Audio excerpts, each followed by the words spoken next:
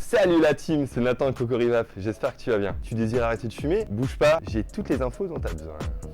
Dans cette vidéo, on va explorer les outils de sevrage tabagique les plus connus, en mettant en lumière leurs avantages et leurs inconvénients. Le tabagisme est un des principaux fléaux de santé publique à travers le monde. Selon l'OMS, plus de 8 millions de personnes en décèdent chaque année. Face à ce constat, les méthodes d'arrêt du tabac sont multipliées. On prend une large variété d'options, passant des gommes à mâcher, des patchs nicotiniques, des thérapies de groupe ou même des soins médicamenteux, avant de finir sur la cigarette électronique. On va commencer par les patchs nicotiniques. Alors ce ne sont rien d'autre que des patchs transdermiques, des timbres transdermiques, contenant de la nicotine qui est progressivement libérée dans le corps tout au long de la journée. Alors ils sont utilisés pour aider à réduire les symptômes de sevrage et du coup les envies de fumer. Donc ils ont plusieurs avantages. Ils sont faciles à utiliser, ils sont discrets et offrent une dose constante de nicotine. Du coup ça permet d'aider à stabiliser les niveaux de nicotine dans le corps et réduire les symptômes du sevrage. Par contre ils ne sont pas sans inconvénients. Certains utilisateurs sont allergiques aux adhésifs utilisés dans les patchs, ce qui provoque des irritations cutanées. De plus, vu que le patch libère de la nicotine continuellement, il peut être difficile pour certains utilisateurs de s'adapter, car ils n'ont pas ce pic de nicotine qu'ils ressentent lorsqu'ils fument une cigarette, vu que c'est envoyé de manière continue.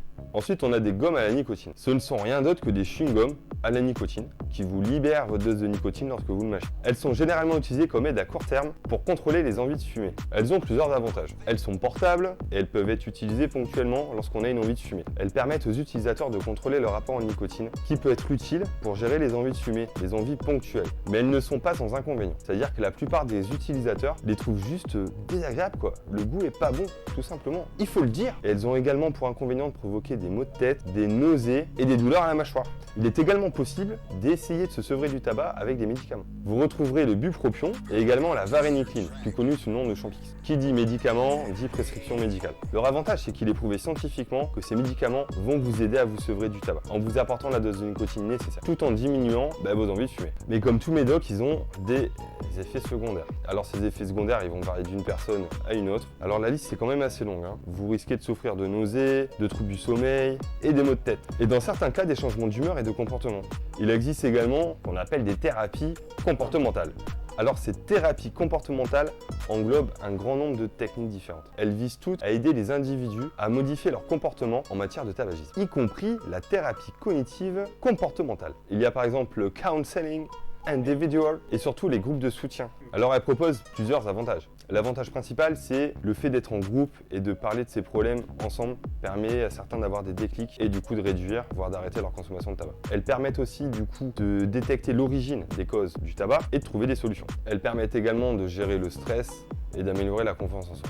Et ça, c'est bénéfique pour l'arrêt du tabac. Mais l'inconvénient principal de ces thérapies, c'est qu'elles nécessitent un engagement complet et en plus, ça prend du temps. Ce qui fait que certains individus ont carrément du mal à y adhérer, quoi. Sans compter que le résultat va surtout dépendre de la relation entre le thérapeute et son patient. Et bien entendu, de la motivation de l'individu. Maintenant, parlons d'une vraie solution, la cigarette électronique. Également connue sous le nom de vapoteuse, notre cigarette électronique produit une vapeur. Avec ou sans nicotine, la cigarette électronique, comme vous le savez, peut aider à satisfaire les envies de fumer, sans pour autant exposer ses consommateurs aux différentes substances nocives qui sont présentes dans le tabac.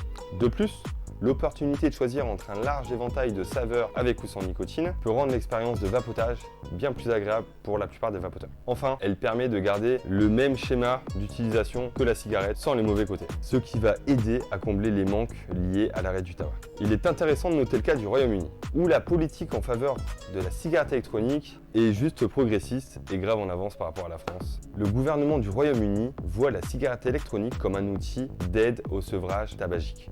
Le site web du gouvernement britannique contient des informations et des directives sur les cigarettes électroniques et le vapotage, y compris des revues de preuves indépendantes, la réglementation des produits et de la publicité au Royaume-Uni et des conseils sur l'élaboration de politiques de vapotage qui maximisent le potentiel des cigarettes électroniques pour aider les gens à arrêter tout en gérant les risques. Malgré le fait qu'elles soient considérées comme moins nocives que les cigarettes traditionnelles, elle n'est pas sans risque. Elle expose, lorsqu'elle est chargée en nicotine, l'utilisateur à de la nicotine, qui, je le rappelle, est une substance addictive. Et certains liquides de vapotage peuvent contenir des substances potentiellement nocives. De plus, l'efficacité de la cigarette électronique en tant qu'outil de sevrage tabagique est encore débattue par les professionnels de santé. En conclusion, il est important de noter que l'efficacité de chaque outil de sevrage tabagique peut varier d'une personne à l'autre. Il est donc crucial de travailler avec un professionnel de santé pour trouver la méthode qui vous convient le mieux. Quoi qu'il en soit, chaque pas vers l'arrêt du tabac est un pas important pour votre santé. Alors j'espère que cette vidéo vous aura plu. On aura essayé de vous apporter quelques petites indications sur les outils de sevrage tabagique qui existent. Et n'hésitez pas à faire un petit tour sur notre site internet, à liker, à vous abonner. À ciao la team!